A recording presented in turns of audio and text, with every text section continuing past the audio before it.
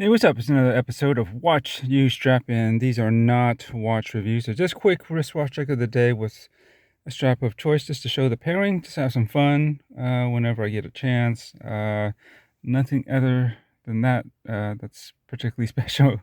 But yeah, and if it's something new, I'll show it on the stock strap option. If not, if I've had it for a while, I'll probably start showing it off on some other strap options, just to show, just for fun, show and tell, basically. Anyways, this is the recent incoming that just got in, and this is the newer C60 from Christopher Ward. This is the Trident Pro 300. Was it Trident 300 Pro? But you get the idea. It's got the new light catcher case that's actually thinner than before, and other than that, it still has the same great design. It's got these nice bevels, and the way it's cut, it's quite perfect in my opinion in many ways. And I don't think they have to go.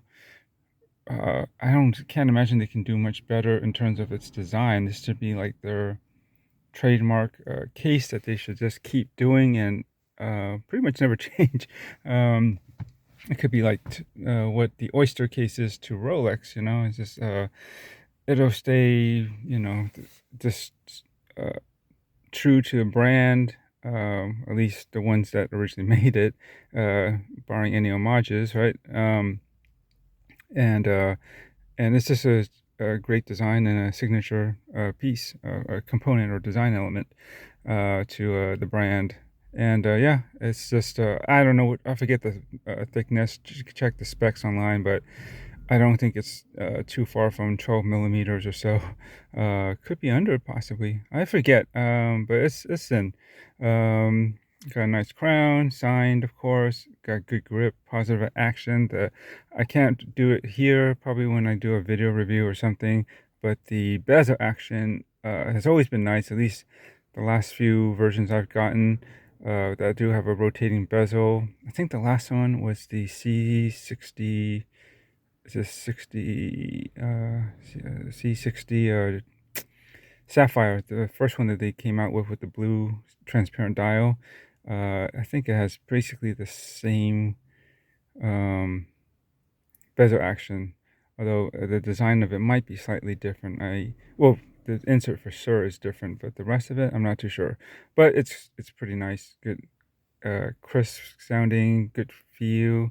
Not too hard, not too easy to return. I like it. And obviously this is a white dial. I have this thing for white dial divers with black bezel. It goes back to a no tag Heuer dive watch that I used to have. I had that thing for I think at least 12 years, and that was pretty much my main watch since I got it back in I believe it was 1995, and I somehow lost it after I moved into our house within the first 2 weeks or months. I don't know. I was busy. We were busy painting the walls and doing epoxying the floors and stuff. And I know I had it, but I don't know. I put it down. I feel that I might have accidentally uh, got it mixed up or somehow basically mixed into the refuge of all those house improvement projects, and I might have tossed it out by accident. Either that, or it may have slipped behind somehow uh, some custom shelves that I made in the garage, and I don't know. Maybe I have to move those around anyway, so maybe I might find it underneath or behind there somewhere at that point. But if not, oh well. But because that was my first basically luxury watch, even an entry level one, and it was quartz too. But I love that thing. It was really resilient, and I missed it, and I have been on a quest to kind of find. I can find it, but there's no one in good shape, and the price that you can get those for, I think when I was checking, around $600 or so, even used and as worn as they are, seemed a little bit more than I would want to pay for it. It's almost the same price as I think I did pay for it originally back in that when I got it new. And I don't know, for that much, there's so many good micro brands and even name brands that you can get for 500 more or less. It didn't feel worth it to revisit that. I don't know, maybe when I have some extra money, whatever the hell that is, to to kind of play around with maybe getting that first watch that I had. I might try it, but I don't know. I don't know if I'll even find a good example. But back to this watch. This is, yeah, I think they did. This is probably what everyone has been asking for a long, long time, and they finally gave in. We still get Christopher Ward in the back, and that's fine, but we don't need to see that on the front. And just to have just the twin flags logo, that the Swiss and the British flag, or is it the British and the Swiss flag?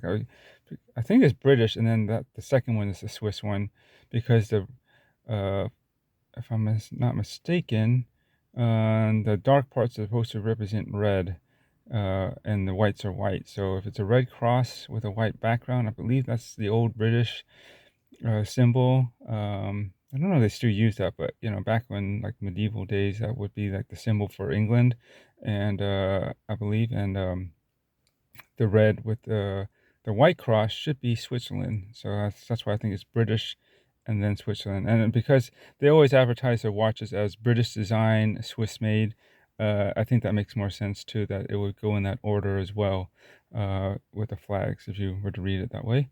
But yeah, great applied indices. I mean, they also nailed down their trademark designs in, besides the case, the dial now.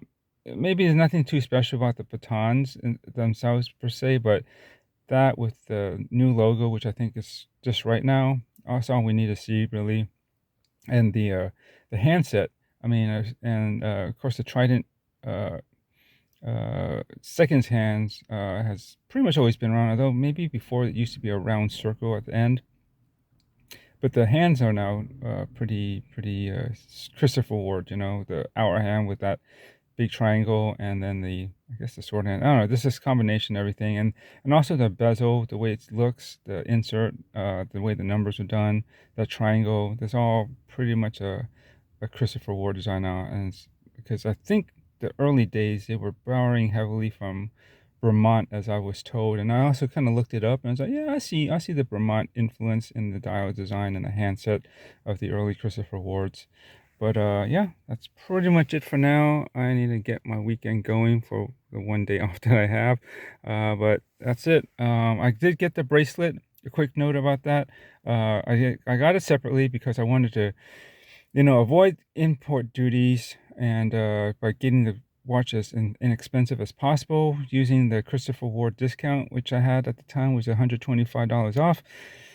I don't know if they go much higher than that these days. I think that's one of the highest ones. I think it's more than if you were to get 10% off or whatever that the other kind of discount might be. So it did drop this on this strap.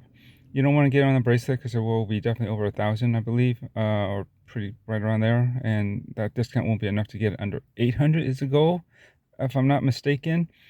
And so it did drop to about, I forget what the full retail on this combination is, but it was under 800, like 740 or 60, somewhere around there. But they still put tax on that, sales tax, and so that brought that up to just over 800. So when I got it in, I still ended up paying like about $65, somewhere around there, in import duties. I was like, what? Nah, man, come on.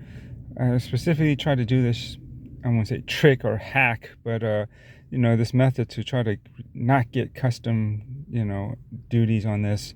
I guess it would be less than if I were to didn't have the discount, as well as if I had gotten it on the bracelet instead, buying it separately and have that shipped separately, which I did do, and I do have it already. I actually got it well in advance of this watch, and I sized it already just the other day because I just got this in the other day, and I'll switch it up soon. But I wanted to show it off on this hybrid strap. It's pretty nice. Nice pliable rubber. It's got this fabric. I assume it's some sort of nylon or Condura or something. It's water resistant as well. I'm